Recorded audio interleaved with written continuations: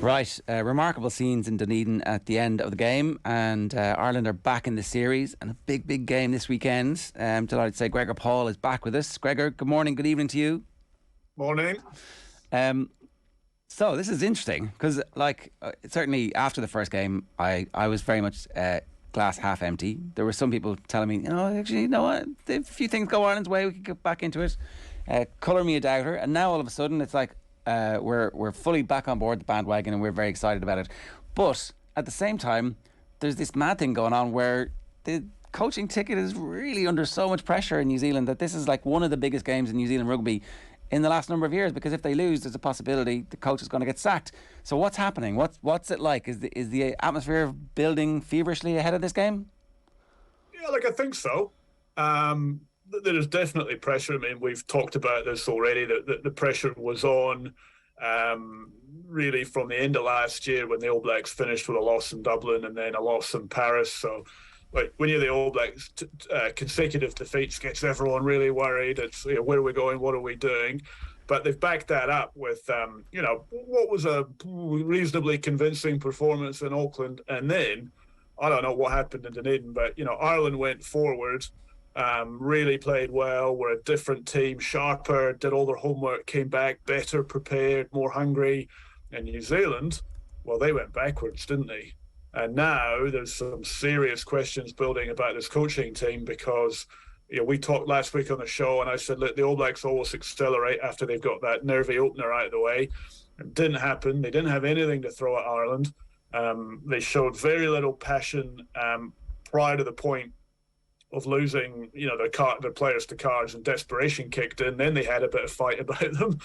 But there's a real sense now that there's a body of evidence building up against this coaching group that says recidivist defending here, in terms of getting beaten up by Ireland, becoming a bit of a theme of this reign. They've got 2 tests in South Africa after they're here, and if Ireland can beat them up, goodness knows what the Block Pack could do to them. So, are they playing to hold on to their jobs for the coaching group? It's possible. I mean, New Zealand doesn't really do kind of axing coaches midway through World Cup cycles, hasn't really done that. But we're getting to the point where if there's not a performance out of this team on Saturday, it's going to be very difficult to see why this coaching group can be retained in its entirety. It might not mean all of them being bumped, but Ian Foster, the head coach, might have to think about jettisoning some of his assistant coaches and packaging a different team. It's interesting because if they don't get a performance against Ireland this week, as you say, there's no reason to suspect that then they'll get performances against the Springboks either. And there's now, It looks like Ireland and France are beginning to show teams a bit of a template about how it's possible to get under this current New Zealand team's skin. Is there an alternative game plan? Is there an alternative way of playing for New Zealand than what they're doing at the moment? Or is it just about accuracy? Are the problems very fixable? Are there personnel issues maybe? What's at the heart of the difficulties that Foster has at the moment? Well, that is the question. I think, I don't think there's other players out there. I don't think there's a whole series of guys that they haven't picked that you could bring in and go, hey, presto, it's a different team. There might be 1 or 2, as always. But largely everyone agree they got the right players on the park. And you and I look at that team and you'd go, yeah, that should be a pretty good team. No shortage of players there that are household names and have shown they can play at this level. So the problem at the moment appears to be... No. Just having a little bit of a problem with the line there. It's going to be technical, I think he said. There you go. Perfect moment for that to happen. First Hawkeye, now this. There you go. No, that line's gone, so we'll get Gregor back. It is interesting though, if you got the opportunity to cause chaos in New Zealand a year out from the World Cup, you have to do it. So from an Ireland perspective, big prize. But the World Cup, like hoodoo in the Irish head, is this over? No. If they win the series, if they win next Saturday night, no. Then they say yes, we can win a World Cup. I mean, they would say that they've thought that before, but then they've been caught repeatedly in matches that they could and should have won. We could and should have beaten Wales in the World Cup in 2011. We surely should have been able to look after Argentina, but we couldn't because we, various reasons. But how is the Like the thing about Sexton is 37 today, so that's amazing. But like, are we ever any closer to this transition for the World Cup, or is he just there and still the dominant man at 38? We have no choice. Like, we have no choice. Even though we've three or four other out halves. Yeah, not good enough at the moment to play, and we can't now give somebody enough game time. It's Sexton or bust. Yeah, so it's kind of like you can see the difference. So we played really well for 15-20 minutes. He got injured. They scored a try and we fell apart. Yeah, he played the whole game. We played really well. Like, it's not a coincidence. It's like, World Player of the Year, now definitely in the conversation for best ever Irish player.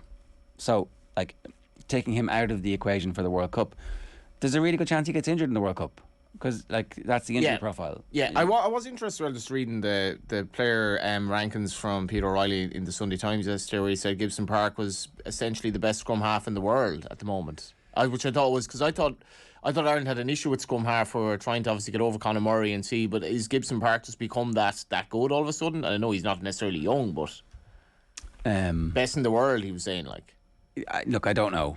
I mean, I think it was a big statement, I thought. It is a big statement. Like, they've a lot of good scrum halves, and it's like, scrum halves look great when the forward pack is winning the game, but then look, I'm just always very wary of, like, we are world class at this, because then the next game you go out and there's a few mistakes, and it's like, he's playing really, really well.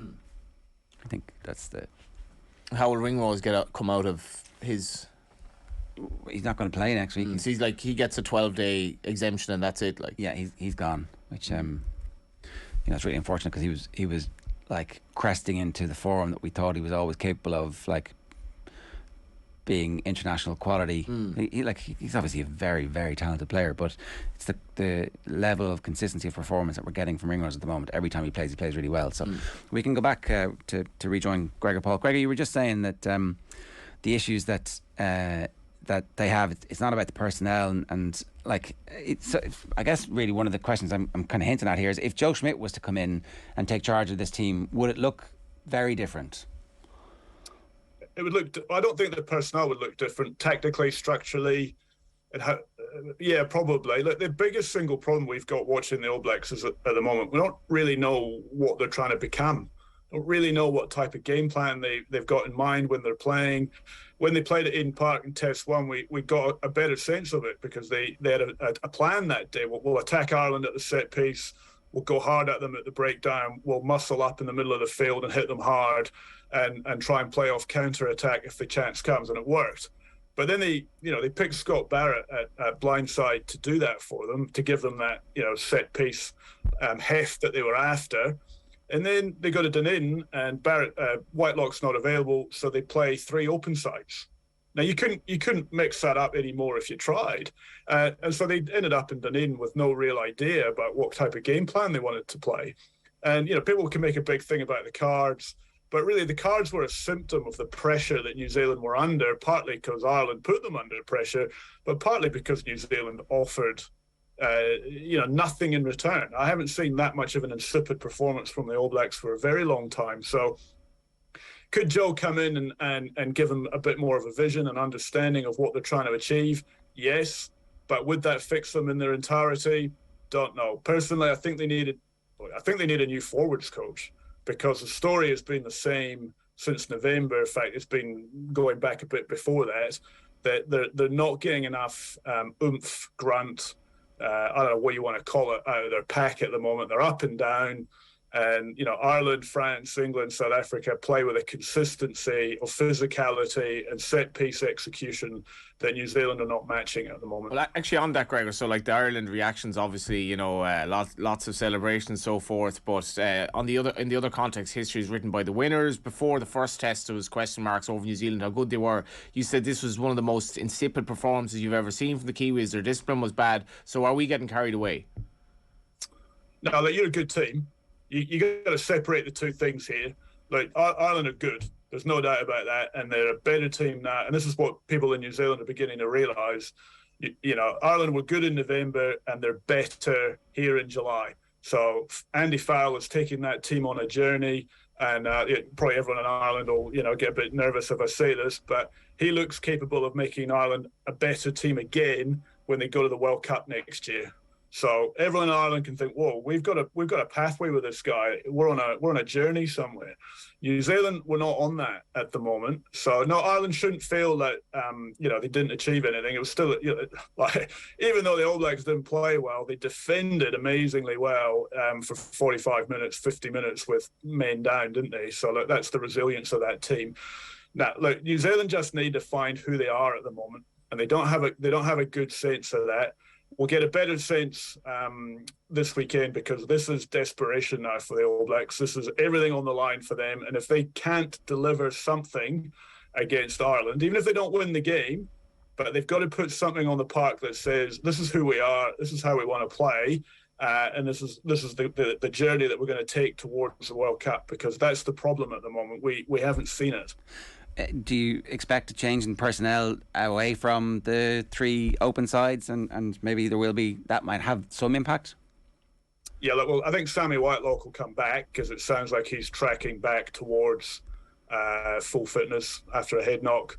That would put Barrett back into the back row, and that will probably be it in terms of the forwards. Not sure. I think the hooker they bring off the bench, he might start, Samisoni Takeaho. He's a brilliant post-contact ball runner. He's a little ball. And he would fit the brief a bit more at the moment of punching up the middle of the field and causing Ireland a bit of distress. So he might start. And Will Jordan, I would imagine, will play from the beginning. Now he's over COVID. And David Havili will come back. Yeah, I mean, Will Jordan terrifies us. Just the stuff that he did in Dublin was like, wow, this guy's very, very good. Genuinely world class. And so even those slight changes might tilt the balance back in favour of New Zealand. It's interesting to hear you talk about the journey that Andy Farrell is on. A tweet went viral yesterday from one of the Welsh rugby podcasters saying, "Oh, congratulations, Ireland peaking a year out from a World Cup again." It's like, yeah, I think the one thing that gives me a little bit of confidence about that is that Andy Farrell is continuously evolving his team, and this isn't as good as it gets. Like that, actually, he's getting better performances and seems to be able to absorb it from. But that's not what you're getting. They're not the vibes you're getting from Ian Foster at the moment. Nah, not at the moment. That doesn't mean to say they won't come, but I think the problem is we've had two years now, 2.5 years, and there's been no obvious progress, despite coaches always tell you there has been, don't they? They're all working incredibly hard behind the scenes. We've changed a few things that we've been doing. Well, all very good and well, but we're not actually seeing that in terms of results, in terms of how you're playing the game. Like, it's not all doom and gloom. We do know that there have been periods in the last 2 years when they have put something together and you've gone, oh, yeah, that's the All Blacks, get that, the pass, the catch, the speed of how they play, yep, they're all there. But they haven't been able to produce it consistently. And there's a wee bit of a feeling that some of the skill level, some of the sharpness that we used to see inherently in the New Zealand game is maybe not quite where it needs to be, whether that's because we've had COVID and internalization of Super Rugby, same guys playing against the same guys for too long, haven't been exposed to South Africa and Super Rugby, which I think has had a bit of an impact, because we haven't, the guys here to play the Australian guys are quite similar. They're ruck and run teams. They just haven't confronted big bruisers the way that they used to, and that's probably hurting them a wee bit. Yeah, and that's going to be interesting to see longer term what the impact of the South African teams coming and playing week in, week out against the European teams or the Irish, Scottish and Welsh teams. Maybe ultimately that's going to massively benefit rugby in this part of the world, and that might be a kind of long-term power issue for New Zealand. Like, is it existential crisis time if Ireland win at the weekend? Pretty close. Well, it's made that way because what follows is 2 tests in South Africa. So you're out of the frying pan into the fire at that point. So like that's what's bothering everybody, because if they lose a series at home to Ireland and then you're on the road to South Africa, the big question is, okay, what everyone's beginning to get more worried about, I suppose, is the fact that you look at the World Cup draw, and New Zealand definitely play France in the opening game, and they're highly likely to be playing one of Ireland or South Africa in the quarterfinal, depending what happens. And if they can only win 1 in every 4 times against Ireland going into the tournament, and if it's only 1 in every 4 against South Africa, why would you keep that coaching group? because they've shown, 75% of the time they can't beat the two teams that they're going to need to be able to beat. What would give you confidence that they're going to be able to change that in 14 months' time? So, look, New Zealand are probably doing what Ireland haven't done, and we're definitely not peaking on the way, a year out before the World Cup, which is one good thing. But I guess the question Kiwis are having is, okay, you're definitely not peaking, but is there any prospect of a peak coming between now and November next year? Everybody in this part of the world has been picking up on Peter O'Mahony's a little exchange with Sam Cane on the ref mic. How did that go down in New Zealand? Well, I don't think that the All Blacks found it terrifically funny. I giggled quite hard. I do like quite a good sledge, and he nailed it quite well. And probably hurt Sam to hear that in the heat of the battle like that. But look, it was test track. But look, it's good because I think it's showing the level of rivalry between these two teams. It's building up the drama. I quite like the fact there's a bit of edge growing between the players. There's a bit of they're getting to know each other. They've played enough now to know enough about each other. Look, who isn't excited about a thriller in Wellington, a decider in Wellington? That's going to be fantastic. And look, O'Mahony, great line. Will he regret it on Saturday night? He might not. He might have another one up his sleeve if Ireland win again. So look, who doesn't love that? It's good fun, isn't it? Poke the bear, see what happens. It's so maybe Sam Cane has the game of his life. Sometimes this happens. Great to have you with us, Gregor. Thanks a million. Cheers. Thank you. It's Gregor Paul there, live from New Zealand, where apparently they're having a tropical storm.